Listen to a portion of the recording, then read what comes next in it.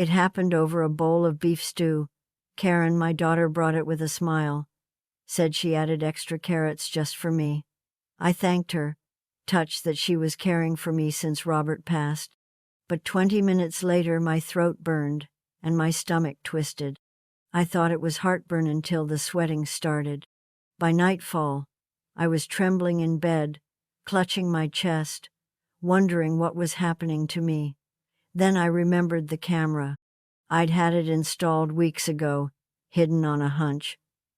Not because I didn't trust the aide Karen hired, but because lately, I hadn't trusted Karen. I opened the footage with shaking hands. And there she was, my only child, pouring something from a vial into my stew. Calm, steady, like it was nothing. And just when I thought I couldn't hurt more, I heard her voice outside my door. She's weaker every day. Just a few more weeks. She thought I was fading. What Karen didn't know was that I'd installed a hidden camera, and I wasn't planning to die quietly. But before we begin, dear, comment under this video where in the world you're watching from today. Now let's start from the beginning. I never thought my own daughter would try to kill me. That's a terrible thing for a mother to say, isn't it? But there I was, scraping the last bit of beef stew from my bowl, completely unaware that each bite might be poisoning me. "How is it, Mom?" Karen had asked earlier, her perfect smile not quite reaching her eyes. "I added extra carrots, just how you like it." "It's lovely, dear. Thank you for bringing dinner over." I'd been so grateful. After Robert passed away 6 months ago, Karen had stepped up, or so I thought, coming by more often, arranging for that home aid, offering to handle my finances, so you don't have to worry about a thing. The burning started about 20 minutes after I finished eating. At first, just a twinge in my throat, then a slow, spreading heat in my stomach. Nothing dramatic, just uncomfortable enough that I couldn't ignore it. Probably just heartburn, I murmured to myself, patting my chest as I settled into my armchair. The television droned on, some game show I wasn't really watching. The sensation didn't fade, though. If anything, it intensified as the evening wore on. By 10 o'clock, I felt distinctly unwell. My head throbbed, and the burning in my stomach had become a persistent ache. Was it food poisoning? Had something in the stew gone bad? I dragged myself to the bathroom, fumbled for the antacids in the medicine cabinet, and caught my reflection in the mirror pail, a slight sheen of sweat on my forehead. That's when I remembered the camera. 3 weeks ago, I'd had the young man from the electronics store install it for me, hidden in the bookshelf, angled toward the kitchen. Just to keep an eye on the new aide, I'd told myself. But was that the whole truth? Something about Karen's recent attentiveness had felt off. The way she'd rifle through my mail when she thought I wasn't looking. How she'd casually mention selling the house to simplify things. Little things. Mother's intuition, perhaps. I never expected to need that camera. Never wanted to need it. My hands trembled as I retrieved my laptop from the desk in the corner of my bedroom. Robert had insisted I learn how to use it before he passed. "Technology isn't going anywhere, Eleanor," he'd say with that patient smile of his. "And neither am I, eventually." Oh, Robert, if only you could see what's happening now. I clicked through to the security app, the one the young man had set up for me. The footage was there, stored neatly by date and time. I selected today's video and skipped ahead to when Karen had arrived with dinner. There she was, my daughter, moving around my kitchen with practiced ease. She set down the container of stew, then glanced over her shoulder, checking if I was nearby. The camera caught everything. How she reached into her purse, pulled out a small vial, unscrewed the top, and then, my breath caught in my throat. I rewound, played it again. Karen, my only child, deliberately tipping the contents of that vial into my portion of stew, stirring it thoroughly with a spoon. Her face showed no hesitation, no conflict, just cool determination. "No," I whispered, the word barely audible even to myself. "No, that can't be right." I rewound again and again, each time hoping I'd see something different, something that would make sense of what I was witnessing. But the truth remained unchanged on the screen. My daughter was poisoning me. My stomach churned from the poison or the betrayal. I couldn't tell anymore. The room seemed to tilt slightly. I closed the laptop, unable to watch it again. Why? The question pounded in my head. We'd had our differences over the years, certainly, but this? What could possibly drive her to? A sound from outside my bedroom door froze me in place. Karen's voice, hushed but clear in the quiet house. She must have returned while I was watching the footage. "It's working faster than I expected," she was saying to someone on the phone. "She's weaker every day. Just a few more weeks." My finger hovered over the trackpad, paralyzed. Just a few more weeks until what? Until I was dead? The room spun around me as the implications settled in my bones. "The lawyer says once she's declared incompetent, I can liquidate everything," Karen continued, her voice fading slightly as she moved down the hallway. "The house alone is worth over $300,000. The house, my home. The one Robert and I had saved for decades to buy, where we'd raised Karen, hosted Christmas dinners, celebrated birthdays, where I'd nursed Robert through his final days. She wanted to sell it out from under me, or worse, wait for my death to claim it. Just a few more weeks." I sat there in the dim light of my bedroom, the laptop's glow illuminating my trembling hands. The burning in my stomach seemed to intensify with my understanding. This wasn't a single impulsive act, this was calculated, planned. My own daughter was systematically poisoning me, weakening me day by day, while simultaneously positioning herself to take everything when I could no longer fight back, or when I was gone entirely. The realization should have crushed me. Perhaps it would have, just months ago when grief over Robert still consumed my every waking moment. But something else stirred inside me. Now, something that felt remarkably like the quiet, steady resolve that had carried me through 40 years of teaching unruly teenagers, through Robert's long illness, through rebuilding my life as a widow.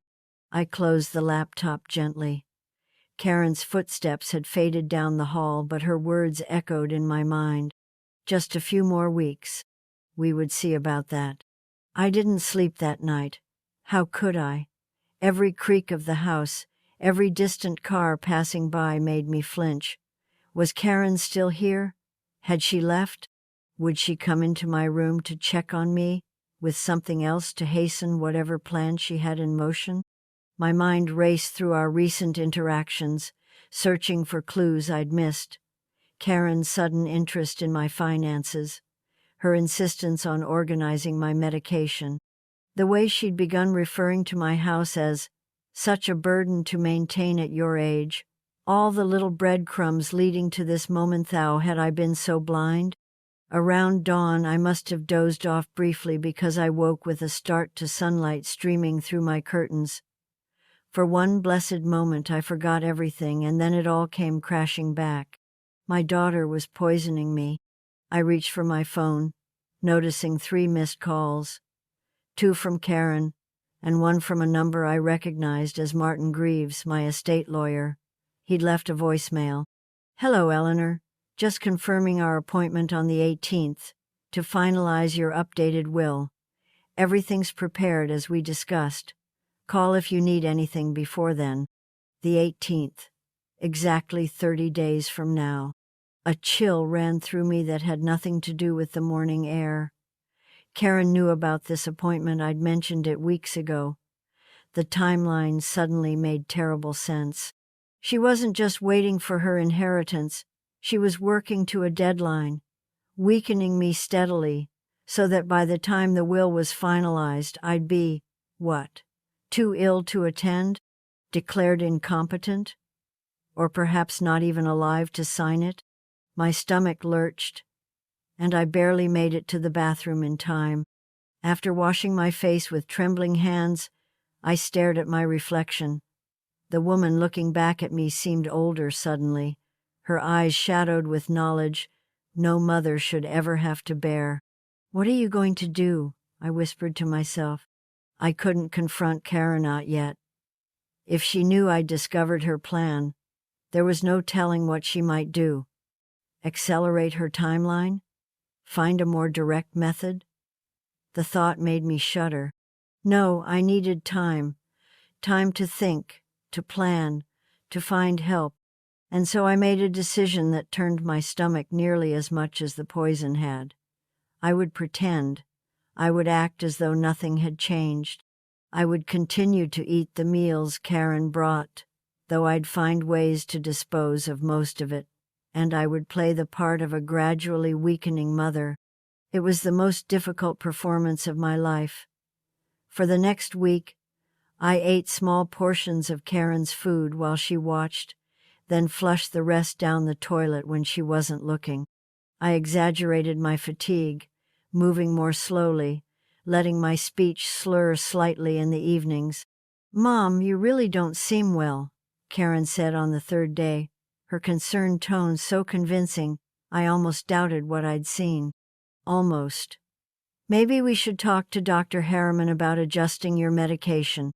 "Oh, it's just age catching up with me," I replied, my voice deliberately faint. Nothing to worry about. Each time she left, I scrubbed myself in the shower, as if I could wash away the feeling of her betrayal, along with any lingering poison.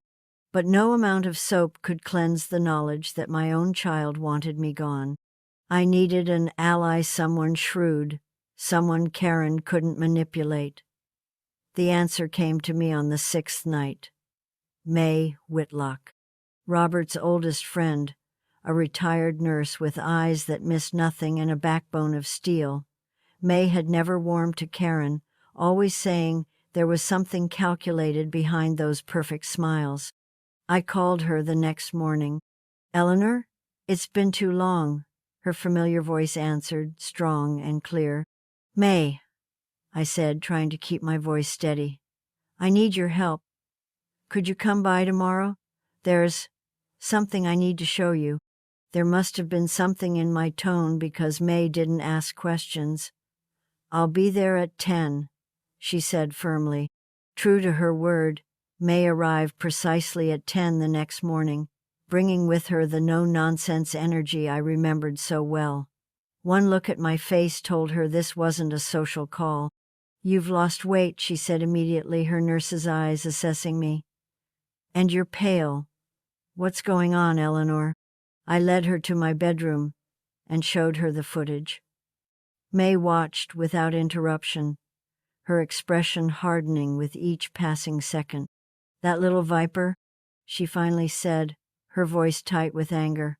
"I always knew there was something off about her, but this." She shook her head. "Have you gone to the police?" "With what?" I asked. "A grainy video of her adding something to my food? She'd say it was medicine or vitamins. And then, what would happen to me once she knew I suspected?" May nodded grimly. "Smart thinking. We need more evidence." She stood up suddenly. "Let me check something." Without waiting for a response, she marched to my kitchen and began opening drawers and cabinets. Then she moved to the small trash can under the sink, where she began carefully sorting through the contents. "May, what are you looking for?" I asked, following her. She didn't answer immediately, her focus intent on something she'd pulled from the trash, a crumpled piece of paper. As she smoothed it out on the counter, her face went pale. "Eleanor," she said, her voice unnaturally calm, "did you sign a power of attorney form recently?" "No," I replied, confused. "Why would I?" She turned the paper toward me. There it was, A legal document granting Karen full power of attorney over all my affairs, complete with what appeared to be my signature at the bottom. "That's not my signature," I whispered, though it was a frighteningly good imitation. "I never signed this." May's eyes met mine, hard with certainty. "This is worse than we thought, Eleanor. She's not just poisoning you, she's preparing to take control of everything you have before you're even gone." My hand shook as May laid the crumpled document on the kitchen table between us. The forged power of attorney stared back at me, my supposed signature perfectly placed at the bottom. Karen had even used blue ink, the same color I always used. The forgery was convincing enough that if I hadn't known better, I might have questioned my own memory. "Look at this date," May pointed, her finger tapping on the paper. "It was signed just 2 weeks ago, supposedly." I leaned closer, adjusting my reading glasses. "That's right after Robert's birthday would have been." The knot in my stomach tightened. She knows I'm always a bit fragile around then. "And witnesses?" May continued, her nurse's methodical mind working through the details. "2 signatures here, probably friends of hers, people who wouldn't question anything." The magnitude of what Karen was doing crashed over me in waves. Not just the slow poisoning, but this calculated legal maneuvering. She wasn't just waiting for me to die, she was setting herself up to take control while I was still breathing. "With this," I whispered, "she could empty my accounts, sell my property." "Exactly." May's face was grim. "And if you suddenly became too confused or unwell to manage your affairs, she could put me anywhere she wanted." The words tasted bitter in my mouth. "A nursing home, somewhere I couldn't interfere." May carefully folded the document and slipped it into her purse. "We're keeping this as evidence. And Eleanor," she gripped my hand, "you need to keep playing along. Just a little longer, until we figure out our next step." I nodded, though fear pulsed through me. "She's coming by tonight, with dinner." "Perfect." May's eyes glinted with determination. "Let's see what else she reveals." After May left, I paced the house touching familiar surfaces, running my fingers along the wallpaper Robert and I had chosen together 30 years ago. Would this all belong to Karen soon? The thought made me physically ill. At precisely 6 o'clock, the doorbell rang. I took a deep breath, schooled my features into a mask of maternal welcome, and opened the door. "Hi, Mom," Karen breezed in, carrying a casserole dish. "I made your favorite chicken and rice." She kissed my cheek, and it took everything in me not to flinch. "You're too good to me," I lied, following her to the kitchen. Karen moved around my space with the confidence of someone who already owned it, opening cabinets, retrieving plates. "How are you feeling today?" she asked, her voice dripping with concern. "Oh, you know. Some good moments, some foggy ones." I watched her carefully dish out the food, wondering what she'd added to it this time. "That's normal at your age," she said, setting a plate before me. "Dr. Harriman says memory issues are just part of letting go." I nodded vaguely, picking at the food. "Letting go," I repeated. "Speaking of letting go," Karen continued, her tone deliberately casual, "have you thought any more about the house? It's so big for just one person, and the stairs can't be good for your knees." "Sometimes I forget which room is which," I said, playing into her narrative. "Just yesterday I couldn't remember if the laundry was upstairs or down." Karen's eyes lit up just a flash, but I caught it. Excitement at my supposed decline. "That must be frightening," she said, reaching for my hand. "You know, there are some lovely assisted living communities near me. 1-floor units, staff available 24/7. "Maybe you're right," I murmured. "This place does feel like a burden sometimes." "I could help you start sorting through things," she pressed, barely containing her eagerness. "Decide what to keep, what to let go of." By the time she left, I was exhausted from the performance. 3 days later, Karen stopped by unannounced, this time with paperwork she claimed needed my signature, just routine medical forms. I pretended to be too tired to read them and asked her to leave them for later. While we chatted in the kitchen, her phone buzzed with a text. She excused herself to use the bathroom, leaving her phone face up on the table. I shouldn't have looked. My mother raised me better than that. But these weren't normal circumstances. The screen lit up with a preview. Closing date confirmed. 3 weeks. Buyer very eager. Need POA paperwork by. The rest was hidden, but those words burned into my vision. My home, my sanctuary, already sold out from under me. When Karen returned, I somehow maintained my facade of oblivious frailty, but inside something fundamental had shattered. That night, alone in my bedroom, I finally broke. The tears came in heaving, silent sobs that I muffled with my pillow. How could my own daughter do this? The betrayal cut deeper than any knife, burned worse than whatever poison she'd been feeding me. I reached for the phone, ready to call my lawyer and cancel our upcoming meeting. What was the point? I'd already lost everything that mattered. But as I fumbled for the receiver, my gaze caught on something in the corner of the room, the tiny red light of the camera. Still recording, still watching. I froze, the phone halfway to my ear. What if the answer was already there? What if I had more evidence than I realized? I set the phone down and wiped my tears. Maybe, just maybe, I hadn't lost everything yet. I woke with swollen eyes, but a clearer mind than I'd had in weeks. The tears had washed away something. Not the pain, certainly, but the paralysis of disbelief. Now I knew exactly what I was dealing with. May arrived at 9, carrying a thermos of coffee and a determined expression that reminded me why we'd been friends for 4 decades. "You look terrible," she said, giving me a quick hug. "I feel terrible," I admitted, leading her to the kitchen table. "But I think I've found something." I told her about the text message on Karen's phone, about the closing date already set for my house. "That explains the forged power of attorney," May said, her nurse's eyes assessing me. "She can't sell your house without legal authority. She needs you either dead or declared incompetent." The bluntness made me flinch, but I appreciated it.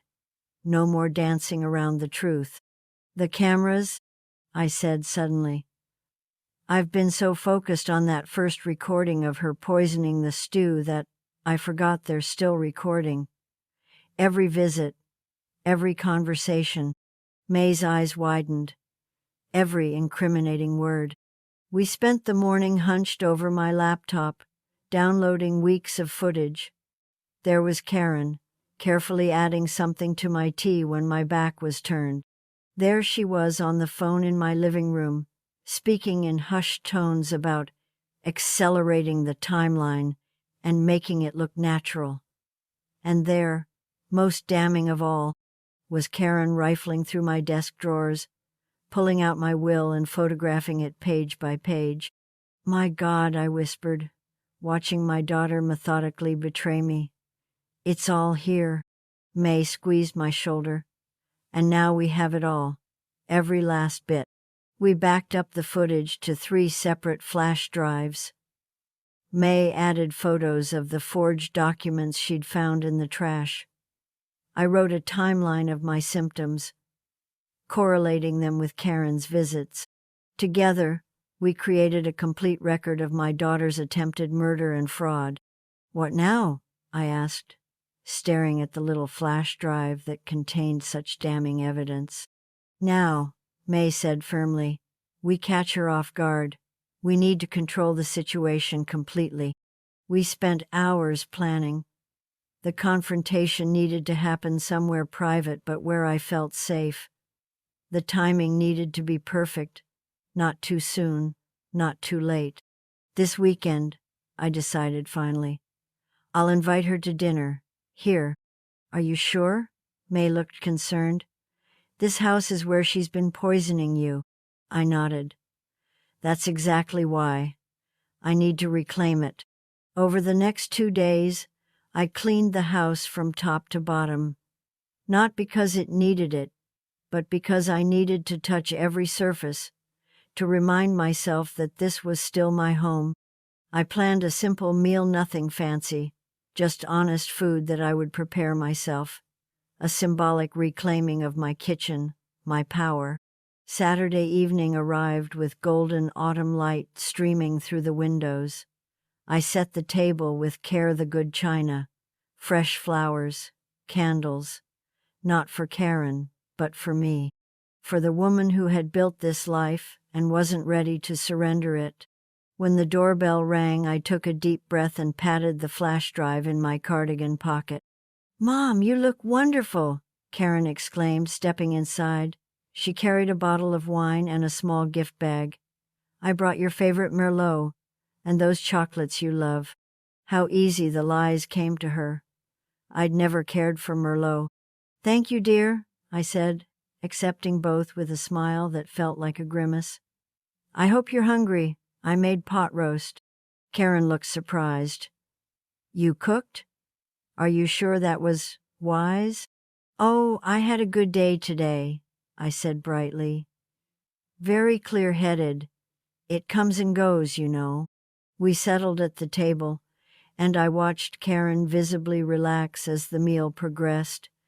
She probably thought I was too addled to suspect anything, too weak to fight back. The thought made anger flare in my chest, but I tamped it down. Not yet. "So," Karen said, refilling her wine glass, "about that meeting with your lawyer next week. Have you thought about what we discussed? About simplifying things?" I nodded slowly. "Actually, there's been a change of plans. Mr. Stevenson called yesterday. The meeting's been delayed." "Delayed?" Karen's smile faltered for just a second. "For how long?" "A few weeks, maybe a month." He wasn't specific. I took a sip of water. "Does that change anything for you?"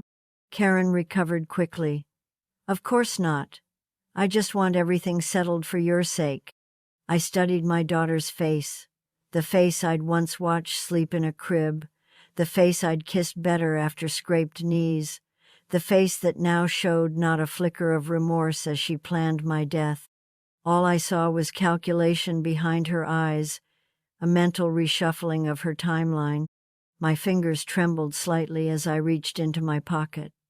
I withdrew the flash drive, small, black, unassuming, and slid it across the white tablecloth toward her. "You should see what's on here," I said quietly. Karen's smile vanished like a light switched off. Her eyes flicked from the flash drive to my face, confusion giving way to something harder. "What is this?" she asked, not touching it. "Everything," I said simply. "Every moment you thought no one was watching." Karen stared at the flash drive like it was a venomous snake coiled on our dining table. Her fingers, which had been confidently twirling her wine glass moments ago, now hovered uncertainly in the air. "What's this?" she asked again, her voice higher than normal. She still hadn't touched it. I took a slow sip of water, letting the silence stretch between us. Strange how calm I felt now, after weeks of fear and heartache. "Just something I thought you should see before your big sale goes through," I said finally. Her face went slack. "What sale?" "The one with the closing date in 3 weeks," I replied, meeting her eyes steadily. "For this house, my house." Karen's composure cracked. A flush crept up her neck, and her mouth opened and closed without sound. It was like watching a computer malfunction, her brain, scrambling to process how I could possibly know, searching for a plausible explanation, a way to regain control. "Mom, I don't know what you think." "I know everything, Karen." My voice didn't shake at all.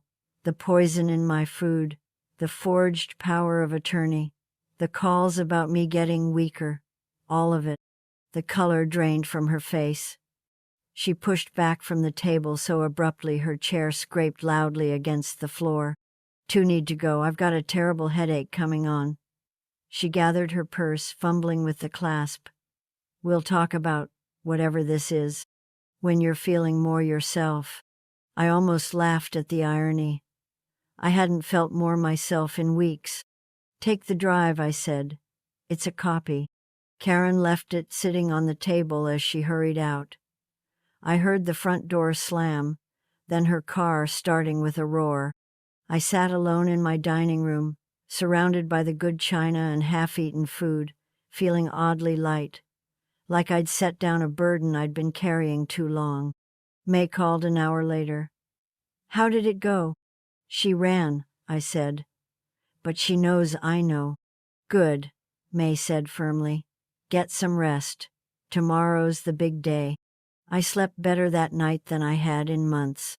The next morning, I dressed with Korea navy blue pantsuit I'd worn to faculty meetings when I still taught, sensible but polished shoes, a small pearl necklace Robert had given me on our 30th anniversary. I wanted to look like myself, not the frail, confused woman Karen had been cultivating. May drove me to the estate lawyer's office. Mr. Stevenson, a kind-faced man in his 60s who'd handled our affairs since Robert died, greeted me warmly. "Mrs. Miller, good to see you. Our appointment isn't until next week, but Janice said it was urgent." "It is." I placed the evidence package, the flash drive, and a folder of printed documents in his desk. "I need you to see this right away."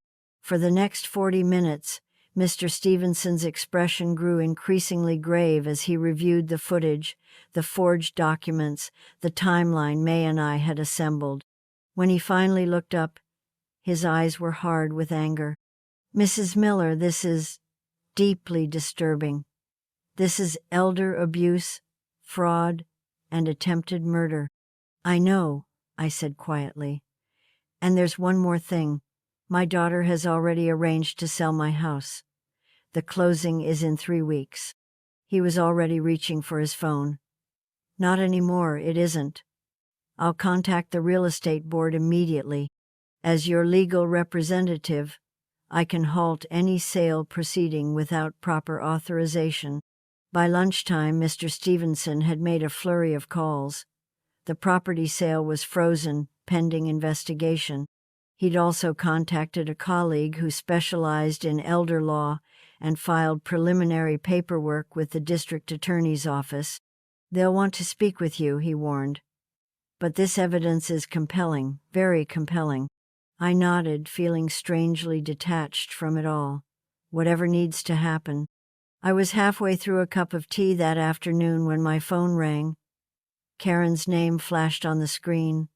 I almost didn't answer, but some part of me needed to hear what she'd say. "What have you done?" she shrieked the moment I picked up. "The sale's been blocked. The agent called me, said there's some kind of fraud investigation." "Yes," I said simply. "How could you do this to me? To your own daughter?" Her voice cracked with rage. "The humiliation, the family betrayal." "Family betrayal," I repeated, the words tasting bitter. "Is that what we're calling attempted murder these days? You're crazy. No one will believe." "Goodbye, Karen." I hung up, then navigated to my phone settings and blocked her number. My hands were shaking, but not from fear anymore. Just the aftershocks of confrontation. By the end of the week, Mr. Stevenson called to inform me that Karen was under formal investigation for elder fraud and financial exploitation. The DA was reviewing the evidence to determine if poisoning charges would be added. That evening, I received a text message from my nephew Thomas, Robert's brother's son. We hadn't spoken in years. Karen had always managed our family communications. "Aunt Ellen just heard about Karen. What did she do?" I stared at the message for a long time, thinking of all the ways I could answer. The poison, the lies, the theft, the betrayal that cut deeper than any knife. Enough. I typed back simply. There was still one final hurdle ahead: attending the estate finalization meeting alone, now that Karen was no longer my legal proxy. The thought made my stomach clench. For years I'd leaned on her to handle these matters, believing I needed the help. Now I understood that dependency had been carefully cultivated. As I set my phone down, I caught my reflection in the hallway mirror. I looked tired but steady. Older, yes, but not frail, not confused, not dying. I would walk into that meeting on my own 2 feet. Because walking into that meeting meant walking into my new life, one where I held the reins again. I arrived at Mr. Stevenson's office 15 minutes early, dressed in my favorite navy blue dress with the pearl buttons, the one Robert always said made my eyes shine. My hair was neatly pinned, my reading glasses tucked in my purse alongside a handkerchief Robert had given me for our 30th anniversary. No one was escorting me today. No one was speaking for me. What a difference a few weeks could make. Just last month I couldn't even access my own bank statements without Karen hovering over my shoulder, her manicured nails tapping impatiently against the kitchen counter. The receptionist smiled warmly. "Mrs. Miller, good morning. Mr. Stevenson is ready for you whenever you are." "Thank you, Janice." I smoothed my skirt and took a steadying breath, feeling the soft fabric beneath my fingertips. "I'm ready now." Walking into that office felt like crossing a threshold I couldn't see, but could certainly feel like stepping from shadow into sunlight.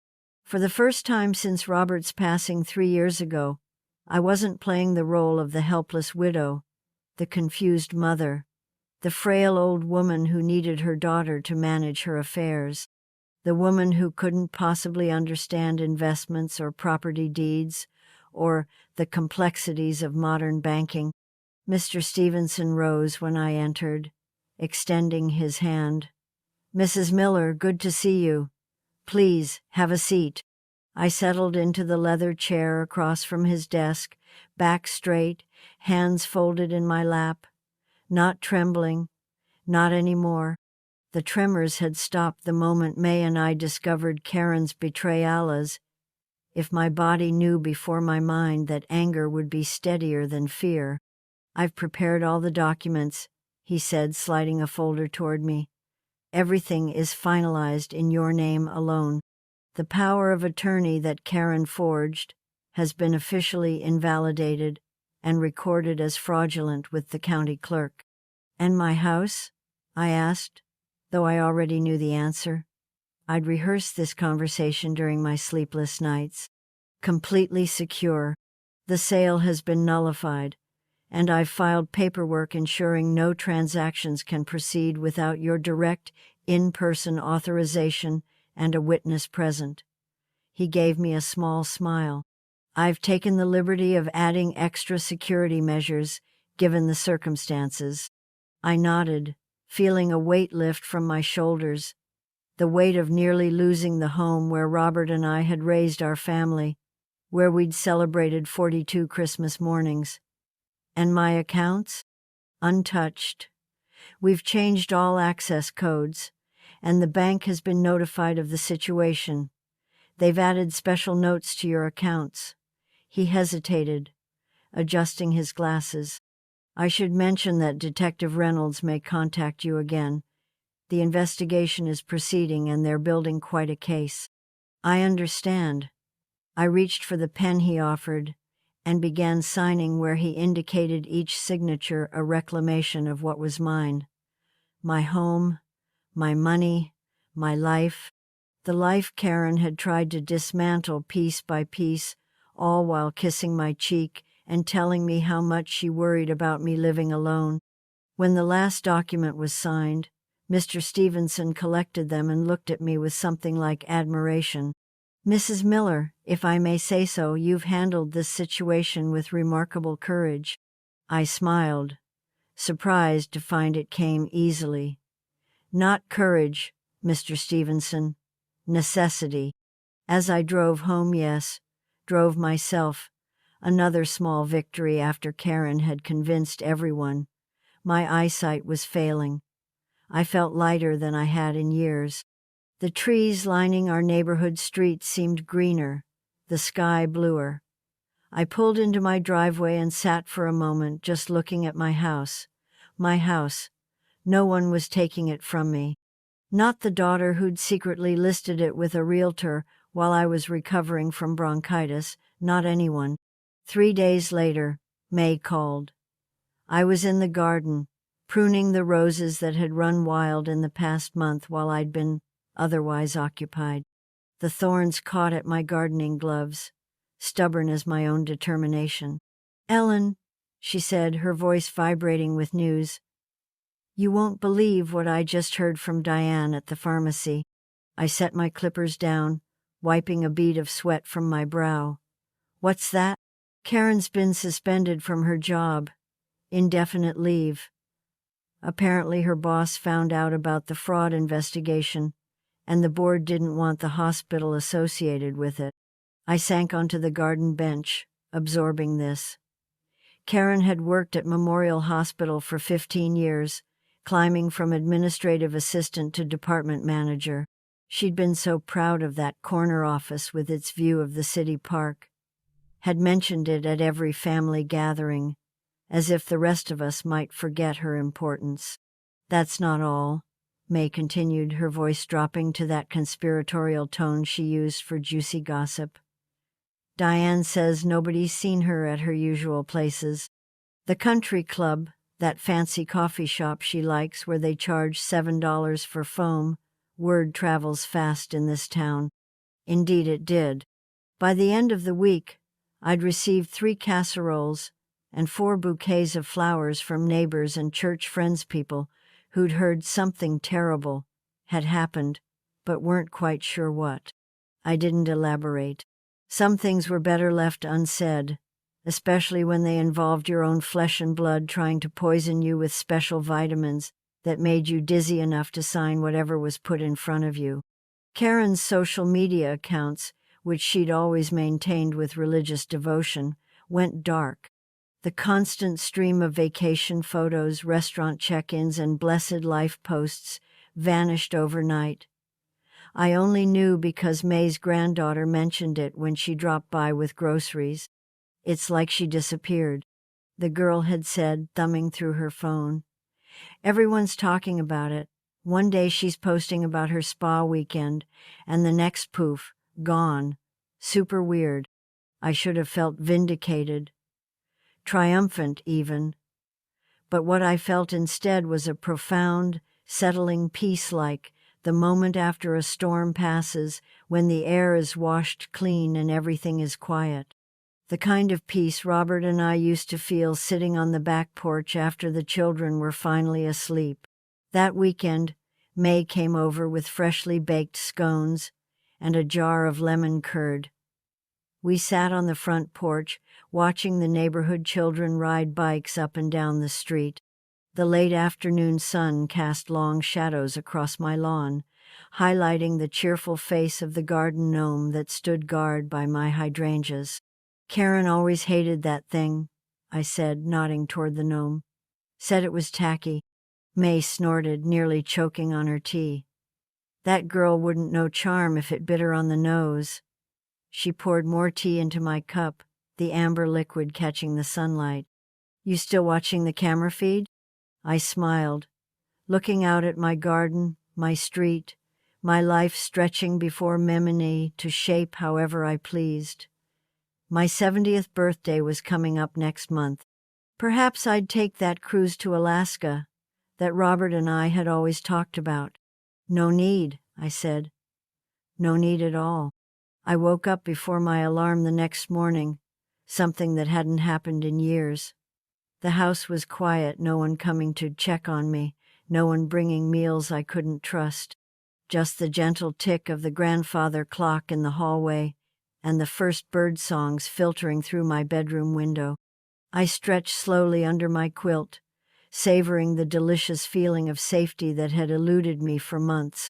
I padded to the kitchen in my slippers and prepared my morning tea lemon with just a touch of honey. Karen used to roll her eyes whenever she caught me savoring it. Mom, seriously? It takes you 20 minutes to drink 1 cup of tea. Don't you have better things to do? Her impatience had always made me feel like my small pleasures were somehow shameful indulgences. But I didn't have better things to do than enjoy the simple pleasures that made up my life. And wasn't that the whole point? Wasn't that what getting older was supposed to be about, the freedom to linger, to savor, to be present without apology? I carried my steaming mug out to the front porch and settled into the wicker chair my husband had reupholstered 3 summers before he passed. The morning air was crisp, carrying the scent of my neighbor's jasmine. I breathed it in deeply, feeling the warmth of the teacup between my palms, remembering how Robert's hands had worked so carefully on this very chair, his forehead creased in concentration. This became my new rhythm. Mornings with lemon tea on the porch, watching the neighborhood wake up. No rushing, no pretending to be busier than I was to satisfy someone else's idea of productivity. Just me, present in my own life. Sometimes I'd wave to the mail carrier or exchange pleasantries with the young mother who jogged past with her stroller. But mostly I just existed quietly, contentedly. The afternoons belonged to my crossword puzzles, the New York Times, ones that Karen had deemed a waste of time for someone who should be downsizing and getting their affairs in order. I'd tackle them with a sharp pencil at my kitchen table, dictionary nearby, feeling my mind stretch and work in ways that reminded me I was still very much alive. Each completed puzzle felt like a small victory against the fog that Karen had tried to convince me was descending upon my mind. And then there were my orchids. I'd started with just one, a gift from a student when I retired from teaching. Now I had 17, lined up along the eastern windows where they caught the morning light. Each one demanded attention, patience, care. They were temperamental things, orchids. Give them too much and they'd rot. Too little and they'd wither. But find that sweet spot of benign neglect, and they'd reward you with the most spectacular blooms. I'd whisper to them sometimes, sharing secrets I'd never tell another soul. Just like people, May said one afternoon about 3 weeks after the estate meeting. She'd come over with a loaf of banana bread still warm from the oven, the scent filling my kitchen with memories of Sunday mornings. Too much attention smothers them, too little and they fade away. I smiled, watering my prize Phalaenopsis with 3 precisely measured ice cubes. I suppose I should have applied that wisdom to Karen years ago. The words came out before I could catch them, raw and honest, in a way I was still getting used to. May settled at the kitchen table, cutting thick slices of bread for us. You did what mothers do, you loved her. That's never wrong. Her eyes held mine, steady and kind, without a trace of judgment. Even when it's dangerous? I asked, more to myself than to her. My fingers traced the edge of the counter, remembering all the meals I'd prepared for Karen over the years, all the care I'd poured into raising her. Even then, May pushed a plate toward me. Have you heard anything? I shook my head. Not directly. The lawyer says the investigation is proceeding, but these things take time. Apparently, they're looking into other potential victim Soder clients of hers at the hospital. My stomach still clenched at the thought of other families, other mothers, who might have suffered at my daughter's hands. Lord, May muttered, that girl. There was no need to say more. We both knew what Karen was capable of now. I glanced toward the living room, where the camera still sat in the corner bookshelf, its tiny red light blinking steadily. I hadn't checked the footage in weeks. I didn't need to anymore. That blinking light was just a reminder now of what I'd survived, of how close I'd come to losing everything that mattered. Sometimes at night, I'd catch sight of it and feel a strange mix of sadness and pride wash over me. "You should take that thing down," May said, following my gaze.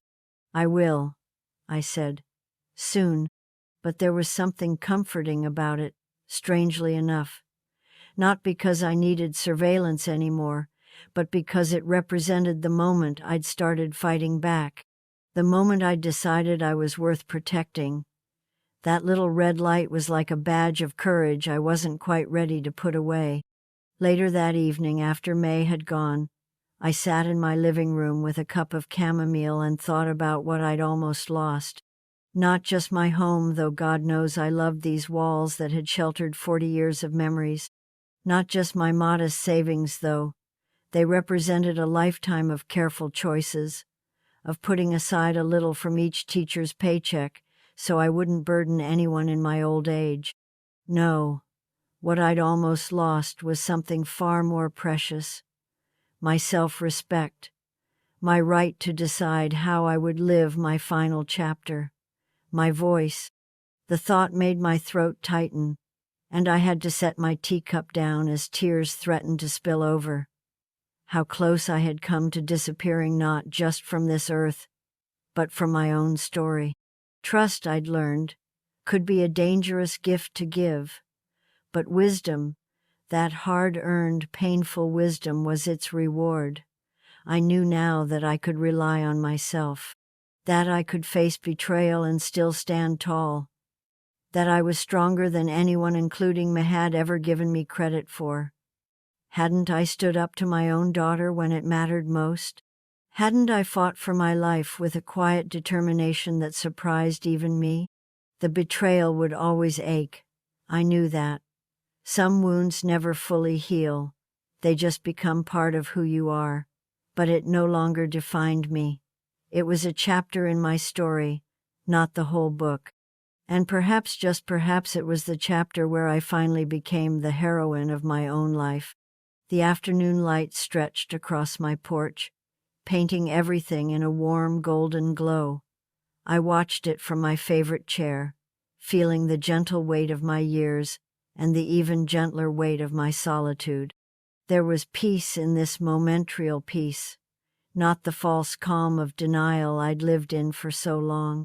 I sipped my tea. It was exactly how I liked it, lemony, hot and untainted, just like my life now, mine again, at last. If you enjoyed this story, I handpicked this next story that you will enjoy. Please don't miss this one. Click here to watch it.